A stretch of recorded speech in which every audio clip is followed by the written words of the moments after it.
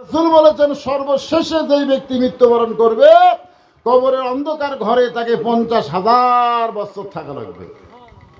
এখন 50,000 বছর অন্ধকার কবরে কেমনে থাকবে? আল্লাহ রাসূল বলেছেন যেই ব্যক্তি দুনিয়াতে আল্লাহর সঙ্গে সম্পর্ক করে কবরে যাবে তার কবরকে আল্লাহ তাআলা জান্নাত বানায়া দিবে। তাহলে এই কোরআনের মাহফিল সম্পর্ক কার সাথে?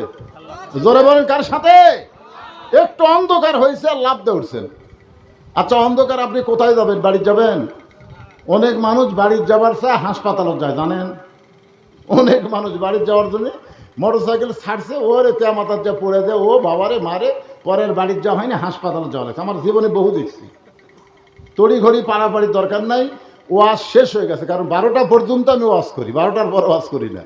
কারণ বিজ্ঞাপনে যে তারিখ থাকে এই তারিখ পর্যন্ত আমি ওয়াজ করি, তারিখের পরে ওয়াজ করি না ভাইজান। এই জন্যে 10টার সময় তুলে দিছে এক টানা। আজকে এখন আজে বাজে গল্প আছে। আমি অনেক মাহফিলে এদিক সেদিক বহু যুক্তি মুক্তি দিয়ে, কিন্তু আজকে আমি কোনো দিকে যাইনি, এক টানা ওয়াজ করতেছি। এই জন্য যারা দাঁড়াইছেন আল্লাহর রাস্তায় বসেন, সবাই আল্লাহর রাস্তায় বসেন, একটু জিকির করেন লা ইলাহা ইল্লাল্লাহ লা ইলাহা। সাহাবী চোখের পানি বের করে বলতেছে, রাখাল বলতেছে এই জন্যই তো বারান্দায় নামাজ পড়ি, ভিতরে আমি ঢোকার সাহস পাই না, কারণ ভিতরে নবীর দামি দামি সাহাবী। আমি যার সঙ্গে বেয়াদবি করলাম সে সাহাবীর নাম কি? জোরে কন। ওসমান গনি। এই যে আপনারা বললেন ওসমান গনি, এই গনি ডিগ্রিটা এমনি এমনি না। একদিন আল্লাহ রাসূল বলে, ওসমান, আল্লাহ তোমাকে কত সম্পদ দিয়েছে ওসমান, তুমি কি তার হিসাব দেবার পারবা? ওসমান বলতেছি, ইয়া রাসূলুল্লাহ, একটা হিসাব আমার কাছে আছে। বলে কি হিসাব? বলে আল্লাহ আমাকে যত সম্পদ দিছে এই সম্পদ রাখার জন্য যে গুদামগুলো আছে, এই গুদামে তালা দিয়া চাবি টানার জন্য একটা উট আছে, এই উটটা চাবি টানতে হিমশিম খেয়ে যায়। আপনার বুঝতে পারলেন না? মানে আল্লাহ আমাকে এত সম্পদ দিছে, সেই সম্পদ যে গুদামে আমি রাখি, এই গুদামে যে তালা দেয়, এই তালা দেওয়ার পরে ছোড়ানি চাবি টানতে একটা উট হিমশিম খায়। এখন চিন্তা করেন কত সম্পদ। আল্লাহ রাসূল বলেন, ওসমান, যে আল্লাহ তোমাকে এত সম্পদ দিছে সে আল্লাহ যদি সম্পদটা ফেরত চায় তুমি কি ফেরত দিবে? যেই বলছে আল্লাহ যদি সম্পদ ফেরত চায় তুমি কি ফেরত দিবে? বলা মাত্রই ওসমান গনি মারছে দৌড়। সাহাবেরা বলছে যে হুজুর দেখলেন, আপনি যেই বলেছেন সম্পদ আল্লাহ ফেরত দিবে, কি করে দৌড় মারলো? আল্লাহ রাসূল বললেন, তদন্ত ছাড়া, তদন্ত ছাড়া কোনো কথা বলো না। কিছুক্ষণ পরে ওসমান গনি ওই উটটাকে, যে উটটা চাবি বহন করে, ওই উটের পিঠে চাবি সহ উটটা এনে নবীর হাতে উটের রশি যা বলতেছে, শুধু গুদাম না, শুধু গুদামের খাদ্য না, শুধু গুদামের তালা না, এই তালা বহনকারী চাবি বহনকারী উটটাও আমি আল্লাহকে দিয়া দিলাম। সঙ্গে সঙ্গে রাসূল কান্দার বলে, আল্লাহ আল্লাহ, সাহিবা মাত্র ওসমান তার বাহককে সব ফেরত দিছে, এখন আল্লাহ তুমি কি দিবা? আল্লাহ বলতেছে আমার গানি ডিগ্রি আমি ওসমানকে দিয়ে দিলাম। ধরে কোন সুবহানাল্লাহ। রাখাল কান্দের বলে আমি ভিতরের কাউরে চিনি না, কিন্তু ওই পথিক আমার সর্বনাশ করছে।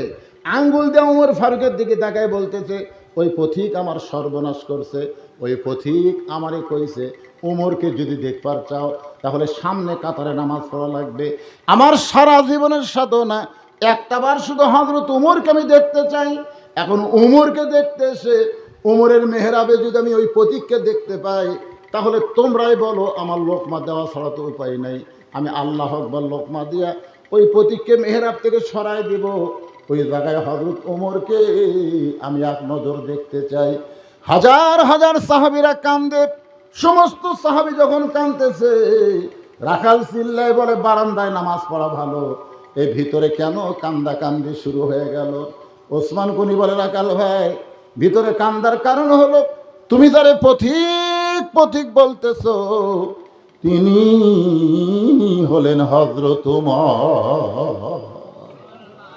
গাছের গোড়া কাটলে গাছটা যেমন ঠাস করে পড়ে যায়, রাখাল তেমনি মেহরাবের মধ্যে পড়ে কাটা মুরগির মতন ছটফট করে আর বলে, ইয়া আমিরুল মুমিনিন, আমি আপনাকে তওবা পড়াইছি, আমি আপনাকে মুনাফিক কইছি, আমি আপনাকে ভণ্ড কইছি, অথচ আপনি এই অধম রাখালকে কিছুই বলেন নাই।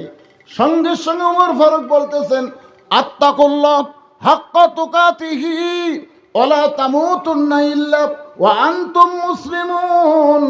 রাখাল রে, তোমার এত কথা হজম করার পিছনে কারণ হলো আমি তোমার ভিতরে আল্লাহর কোরআনের আত্তাকুল্লাহ দেখেছি, আর আত্তাকুল্লাহ দেখার জন্যই আমি এত কিছু হজম করেছি। ভাইজান, তুমি আমার বুকে আসো, তোমার কপালে চুমা দিয়ে আমার জীবন আমি ধন্য করতে চাই। এখন আপনাদের কাছে আমার রেজাল্ট হলো এই হাক্কা তুকাতিহি, আত্তাকুল্লাহ হাক্কা তুকাতিহি, আর মুসলমান হয়ে যেন মরবার চাই। আল্লাহর কোরআনের বিকল্প কোনো রাস্তা, জোরে বলেন, বিকল্প কোনো রাস্তা নাই। এই জন্য আমরা বলবো, আমরা 54 বছরে সব কিছুই দেখলাম, সব দেখা আমাদের শেষ। একটু আগামীতে আমরা আল্লাহর কোরআন দিয়ে বাংলাদেশ দেখতে চাই। এই নিয়ত করলে কি পাপ হবে? বিএনপি করেন, আওয়ামী লীগ করেন, জাতীয় পার্টি করেন, যে পার্টি করেন, মরে গেলে কিন্তু কোরআন ছাড়া কাম হবে না। ধরে কোন কথা ঠিক কিন্তু মরার পরে কোরআন না লিয়া যেত অবস্থায় কোরআন লিয়া যদি আমরা চলতে পারি, আল্লাহ যেন সে তৌফিক দান করে।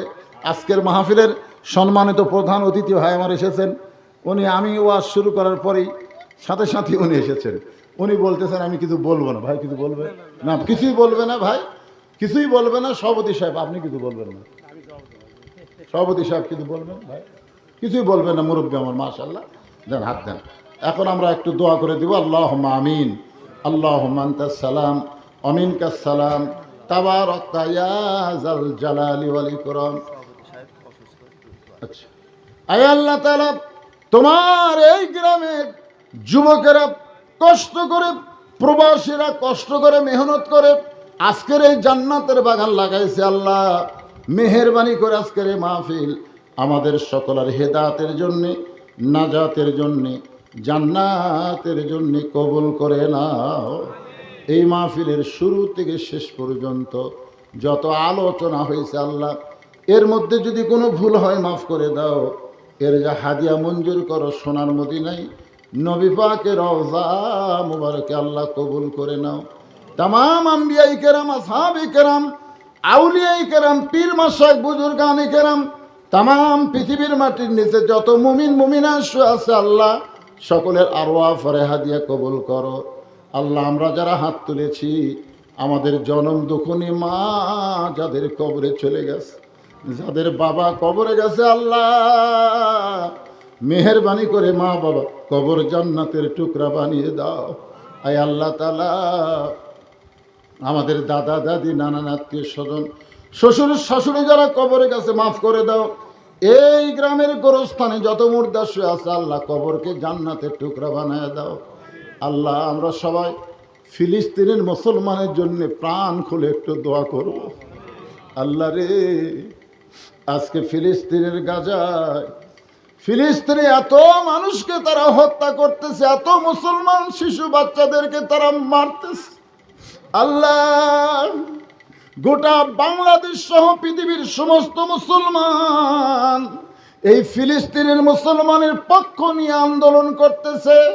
আল্লাহ মুসলমানের চোখের পানির দিকে তাকায়, তুমি যদি তোমার কাবা ঘর ধ্বংস করতে এসেছিল আব্রাহা, আবাবিল পাখি দিয়ে তুমি যদি আব্রাহা বাদশাকে ধ্বংস করতে পারো, আল্লাহ তোমার পক্ষের আবাবিলের শক্তি দিয়া গোটা পৃথিবীর মানচিত্র থেকে ইসরায়েলকে আল্লাহ তুমি ধ্বংস করে দাও।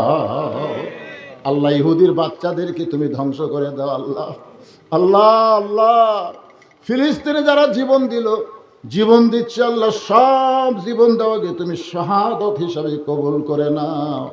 আল্লাহ আমার বাংলাদেশের ছাত্র জনতা জীবন দিয়ে ফ্যাসিস্ট মুক্ত একটা বাংলাদেশ করে দিয়েছে। আল্লাহ তাদেরকে তুমি শহীদ কবুল করো।